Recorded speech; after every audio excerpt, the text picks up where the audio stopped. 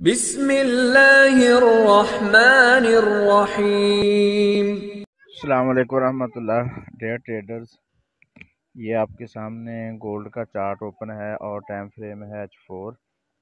तो इसको अगर हम देखें, इसका एनालिसिस करें तो ये चीज़ हमारे सामने आती है कि ये जो कैंडल मार्केट में बनी है H4 की, ये इनगल्फिंग कैंडल बनी है, ठीक है। और ये एरिया भी वो एरिया है जो हमारा सपोर्ट का एरिया कहलाता है।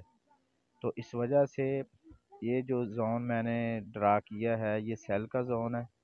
तो जब तक मार्केट इस जोन के ऊपर, बल्कि अगर आप इसका एसएल ये रखें 1929 या 1930 एसएल रख के इस जोन से आप अगर ट्रेड लें तो ठीक रह जाएगी। यानी 1921-22 का एरिया और 1915 और 2122 के एरिया के दरमियान आप अगर सेल की ट्रेड लेना चाहें तो ले सकते हैं।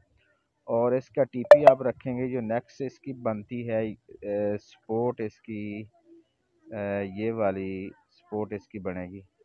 तो इस एरिया तक यानी 1900 के बराबर आप इसका टीपी रख सकते हैं। तो अगर किसी ने इस एरिया से यानी 1918 और 1920 के दरमियान बाय ली है तो वो सिर्फ इस बिहाफ पर ली गई थी कि H4 अपना टेस्ट लगाए थी 1920 का, मगर उसने क्लोजिंग नीचे दे दी है, इसलिए अब वो जो पहले वाला प्रोसेस था टेस्ट का वो ख़त्म हो गया। तो नेक्स्ट मार्केट जो है वो सेल की तरफ आ सकती है।